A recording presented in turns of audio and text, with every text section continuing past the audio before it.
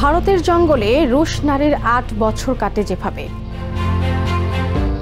গল্পটা চলচ্চিত্রের নয়, কিন্তু এর ভাজে ভাজে ফিল্মি ছোঁয়া। এই গল্পের কেন্দ্রীয় চরিত্র নিনা কুতিনা, যার আরেক নাম মহি। তার আছে 2টি কন্যা। সালটা 2016। স্বল্পমেয়াদী ভিসায় বেড়াতে ভারতে আসেন কুতিনা। সেখানে সনাতন ধর্মে আবিষ্ট হয়ে পড়েন এই নারী। এই ভক্তি এমন পর্যায়ে পৌঁছায় যে ভারতে বসতি গড়ার সিদ্ধান্ত নেন কুতিনা। কিন্তু তার এই পরিকল্পনা বাস্তবায়নে বাধা হয়ে দাঁড়ায় ভিসার মেয়াদ। সেটাও কাটিয়ে ভারতে থাকার পদ্ধতি বের করে ফেলেন তিনি। সুদূর ইউরোপ থেকে ভারতের প্রত্যন্ত একটি গুহায় রুশ নারীর 8 বছর কাটানোর এই কাহিনী তুলে ধরেছে গালফ নিউজ। নিনা কুতিনা ওরফে মহির বয়স 40 বছর বলে জানায় সংযুক্ত আরব আমিরাত ভিত্তিক সংবাদ মাধ্যমটি। তার 2 মেয়েরই জন্ম ভারতে।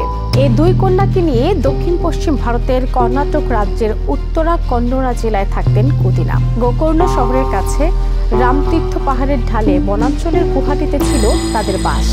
ভিসার মেয়াদ শেষ হওয়ার পর 8 বছরের বেশি সময় নিভৃতে ছিলেন তিনি। প্রায় বিচ্ছিন্ন 2 মাস বনাঞ্চলে 3 সদস্যর পরিপাটির খোঁজ পান পুলিশ সদস্যরা। গত 2 মাস ধরে কুতিনা এবং তার 6 ও 4 বছর বয়সী 2 সন্তান ছিলেন প্রায় বিচ্ছিন্ন। এ সময়ে প্রকৃতি ছিল তাদের আশ্রয় ও টিকে থাকার মাধ্যম। বনের আড়ালে কুতিনার ভারত জীবনের সঙ্গী হয় 2 কন্যা। কিন্তু শিশুদের বাবার বিষয়ে কোনো তথ্য দিতে তিনি বরাবরই নারাজ ছিলেন বলে জানিয়েছে পুলিশ। জঙ্গলে বসতি, নুডলসে ক্ষুণ্ণিবৃত্তি ও ধ্যান। রামতীর্থ পাহাড়ের ঢাল এলাকাটি ভূমিধসপ্রবণ। সেখানকার ঘন সবুজ অরণ্যের গহীনের গুহাটি হয়ে উঠেছিল কুতিনাদের অভয়ারণ্য। এর ভেতরে ছিল রুদ্রের এক মূর্তি, রুশ ভাষার কিছু বই ও হিন্দু দেবদেবীর ছবি। রোজই ধর্মীয় আচার পালন করতেন মহি নামধারী রুশ নারী। সন্তানদের শেখাতেন যোগ ব্যায়াম ও ধ্যান। তিনি অনুসরণ করতেন এক রুটিন, যার মধ্যে ছিল ছবি আঁকা, গান গাওয়া ও আধ্যাত্মিক শিক্ষা। গুহাটিতে নিত্য প্রয়োজনীয় কিছু সামগ্রী রাখতেন কুতিনা।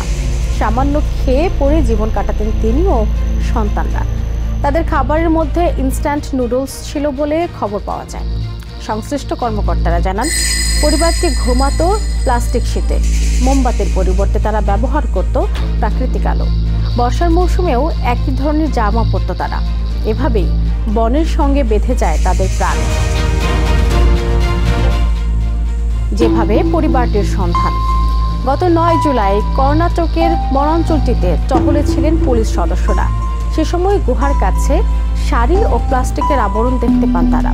এর জের ধরে গুহাটিতে গিয়ে এক নারী ও 2 সন্তানকে স্বাভাবিক অবস্থায় বসবাস করতে দেখে বিস্ময় জাগে তাদের।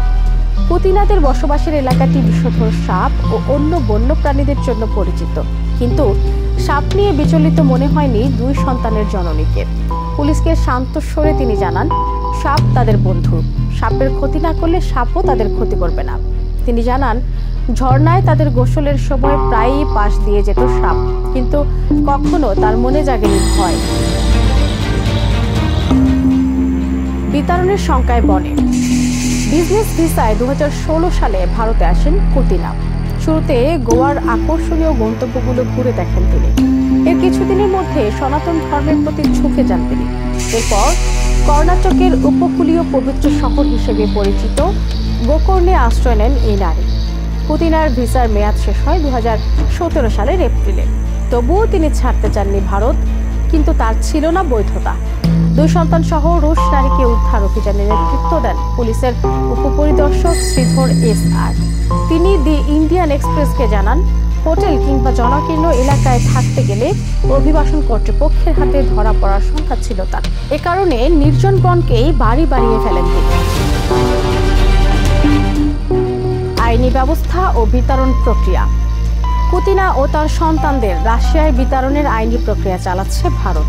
এরই মধ্যে তাদের উইমেন্স রিসেপশন সেন্টারের অধীনে রাখা হয়েছে। বেঙ্গালুরুর শান্তিনগরে সোমবার ফরেইনার্স রিজিওনাল রেজিস্ট্রেশন অফিসে কুতিনা ও তার কন্যাদের হাজির করা হবে। পুরো প্রক্রিয়াটির দেখভাল করবেন একজন নারী পুলিশ কর্মকর্তা। বিতরণের প্রক্রিয়ায় থাকা রুশ নারীর ভারতে থাকা অনিশ্চিত, তবে তার 8 বছরের এই আত্মিক ও আধ্যাত্মিক যাত্রা নাড়া দিয়েছে সংশ্লিষ্ট কর্মকর্তা ও সাধারণ জনগণকে।